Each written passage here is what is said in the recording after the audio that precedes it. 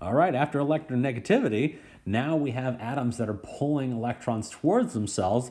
This means there's an unequal distribution of electrons around that molecule. Therefore, we have polarity. So if we want to understand polarity, we should probably go back to the fundamental physics that's going on here and figuring out what it means to have a dipole moment.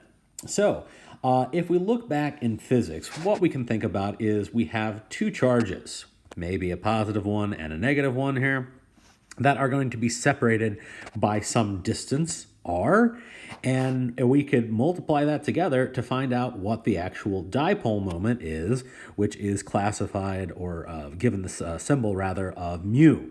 Now, the one thing I should point out here, remember that we can write distance as a vector quantity. Dipole moments are also vector quantities, meaning that they have both a magnitude and a direction to them. So we'll have to keep that in mind because they're actually going to tell us about things in that regard. When we look at this in terms of the standard SI units here, we're going to be looking at meters times coulombs. And if we set it to something that's a reasonable size for molecules, which is 3.3 times 10 to the negative 30th coulomb meters, this is how we define the unit of the debye. This is named after Peter Debye, another classic character in physical chemistry that you probably don't hear enough about. But that's what we can measure in molecules. What is their dipole moment? How many debye is that dipole moment? So just putting this back with our lingo that we already know is if we have polar molecules, this is telling us that we have a non-zero dipole moment. Or conversely, if we have zero dipole moment, it is a non-polar molecule. So this is now putting the qualitative descriptor with a more quantitative descriptor. And another reminder here, don't forget, dipole moments are vectors. They have magnitude and direction. I'll be using that quite frequently throughout this course. Vectors we'll have to add from time to time. That's what we did in physics. We'll need it here. Now, if we want to actually represent dipole moments, there's a lot of different ways we've shown this. Probably in orgo at some point we saw these notations. For example, with the molecule HCl, we recognize that chlorine is electronegative, so it's pulling electrons toward it, so it gets a partial negative, leaving hydrogen with a partial positive. So that's one way of notating it. Sometimes we use this arrow notation where we put the plus sign where the positive charge is, and we can do that to describe any molecule that we want. For example, here over on the other side we have water, but the arrow notation I think is going to be the kind of the useful one. Remember, we just said that they're vectors. Well, here's our dipole moment vector. So when we're looking at water, we'd say, hey, we have a dipole moment vector that points in this direction. Ta-da! With HCl, it points in this direction. There we go. I really like thinking about vectors because it makes it really easy to understand why things are nonpolar. So down here a little bit lower, I've got the electronegativity, the dipole moment vector for this CO bond. Here's the dipole bond vector over here. They're equal vectors pointing in opposite directions. We add them together, we have no net dipole moment.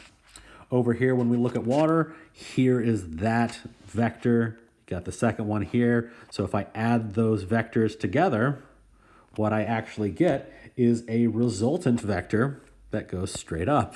That is our molecular dipole moment vector. It has a net dipole moment.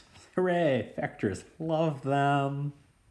Oftentimes, I'll just start showing them in terms of our vector components here. So remember that the vector length is proportional to the polarity of the bonds that we're going to show here.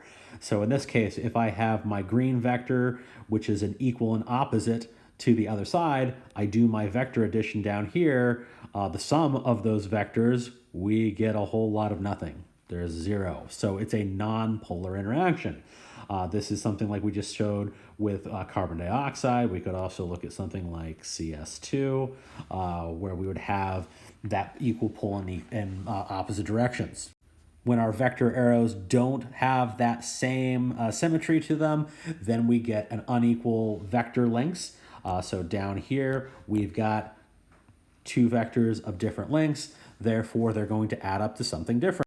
At the end of the day, we'll have a dipole moment that is in this direction with that magnitude.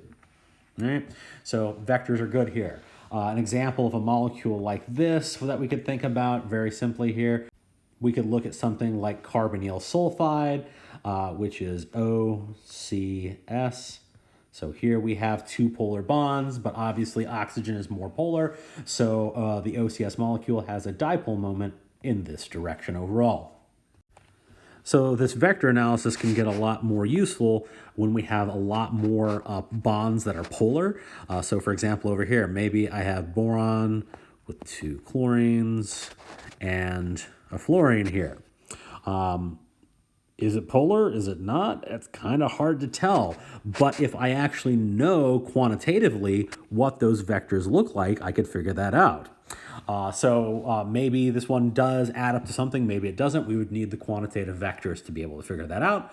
But at the end of the day, if we know the dipole moments, if we know the vectors, we could figure these things out. Nice, easy peasy, quantitate it. I love it. One of the things we'll find out about dipole moments, oftentimes it does connect to some sort of symmetric value of it. So here's a couple different examples where I've drawn on the dipole moments. So xenon dichloride down here, it's got two equivalent dipoles pointing in opposite directions. PCl5 over here, it's a little bit harder to see, but it's perfectly symmetric. So all of those would cancel out in a vector analysis. Xenon hexachloride, selenium hexachloride. These are all things where they're perfectly symmetrical around that center point. Maybe perfectly is not quite the right word, but we'll deal with the symmetry a little bit later. But you can see what I'm saying here. There's a symmetry here. Those will cancel out symmetrically. But when we start messing with that symmetry, maybe down here we swap out a chlorine for a bromine.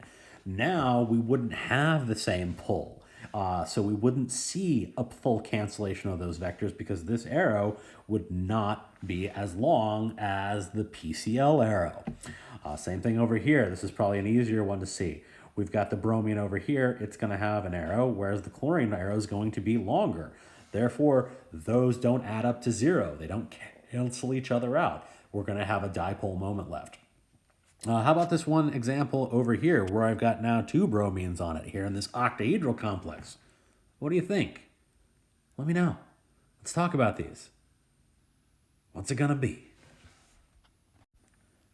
Admittedly, this will get a little bit more complex to do that type of analysis when we're starting to look at bigger and bigger molecules, where you have lots of different polar groups, and it's harder to see where polarities are and are not. So we're going to be starting to think, is there a better way to figure out if there's a molecule that has polarity? But we're going to recognize probably symmetry might be something that would be helpful. And I've been talking about symmetry in a lot of videos. It's coming. We're going to talk about it. We'll see how we can learn about polarity through symmetry next week. So that's where we'll close it out for here. As always, we'll talk about these things in class. Let me know if you have questions. And until I see you next, be excellent to each other.